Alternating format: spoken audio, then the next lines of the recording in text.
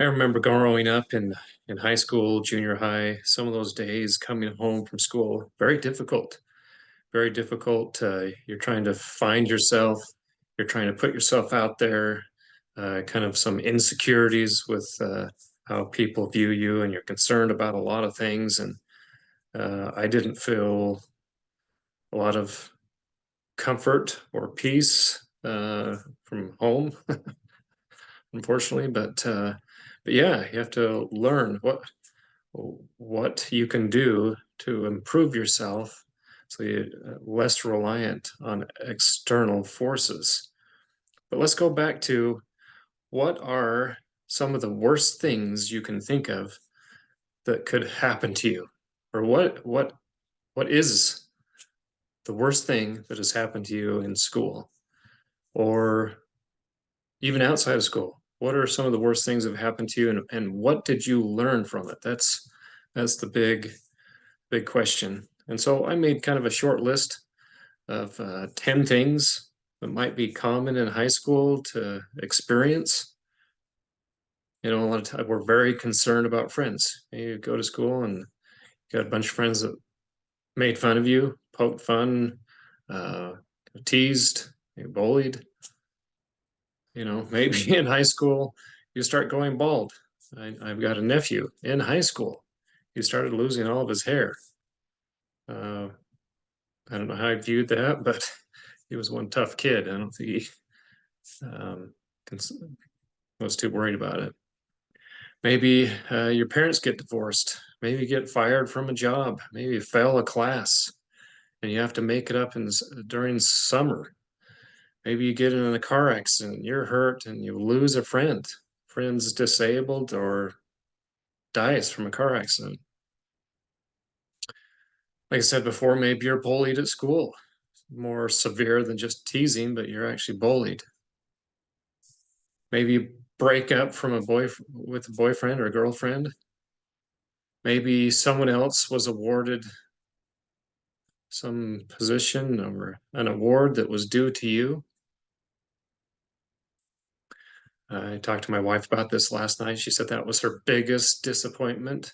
The worst thing that happened to her in high school. She was very driven academically and She was a super overachiever. She was great. She had like a 3.99 something, maybe one A minus through all of her years in high school and junior high. And so she had applied to be a Sterling Scholar, and she'd put all this volunteer work in, volunteering at the hospital, Candy Striper or whatever they call it.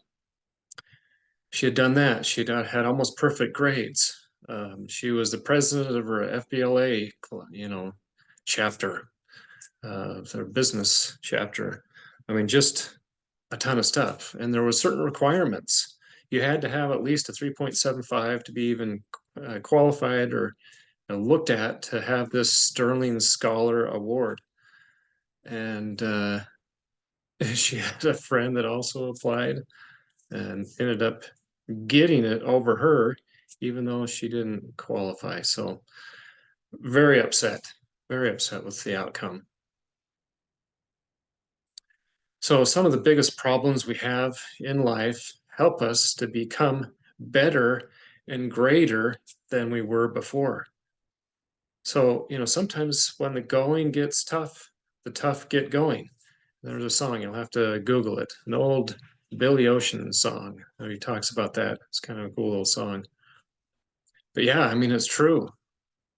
You know, the harder things are, the more gravity you feel in life. Sometimes that's where you put forth more effort, become stronger to overcome some of these setbacks. You know, I've talked in previous videos about some of the rock climbing I do. Some of the most rewarding things that I have done look like the most difficult obstacles to get over. You know, some rock faces that are almost completely blank, that don't look like there's any possible way of getting up, or maybe in rock faces that are slightly overhanging, or maybe in a roof where you're trying to climb up underneath. I've tried all of those things, and after a lot of effort, you can do hard things. One of the things in high school, if I look back, one of the most difficult not one of the worst things, but one of the most difficult things I had done at that time in my life is as a church group. I think it was scouts more than church. We decided to ride our bicycles from Salt Lake to Lake Powell, Bullfrog, which is over 300 miles. We decided to do it in a 3-day period. Still, 100 miles a day on your bike is not for someone unless you've trained. And so we started training. I bought a bike. Unfortunately, the bike I bought was more made for flat ground because the back cassette, I think, was probably about that big. So you probably know the more teeth, the bigger that platter is on the back cassette, the easier it is to pedal when you're going uphill. This one, I swear it was about that big. So it was very difficult going uphill on the bike, but I didn't find that out till later. Anyway, we trained all summer, and there's many things I learned from this difficulty. One of the things, just some practical things, from Hanksville to Bullfrog, a lot of rolling hills. We had headwind all day. It felt like it was very difficult even having to pedal downhill. And there's some other things I learned. I mean, your body really, after being on the bike for 8, 9, 10 hours, most of the time your body's saying, stop what you're doing. What you're doing is punishing me. Stop. Just stop. And sometimes it's good to listen to that voice if it's you're in a hazardous position, but sometimes you learn that you can push beyond your limits. A lot of times when I get to that point, I start having cramps. I have to be very cautious, but we made it. And it was an amazing trip.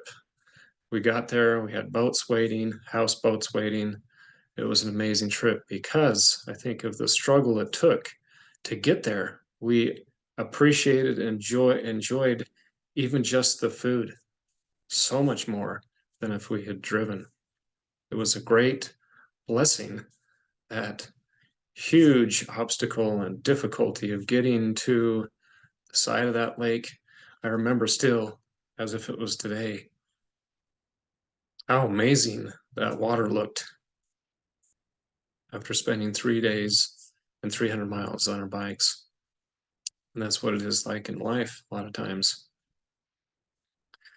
But was I stronger at the end of the summer than I was at the beginning? Absolutely. You know, some of the most difficult things in life become the greatest things, the things of greatest value.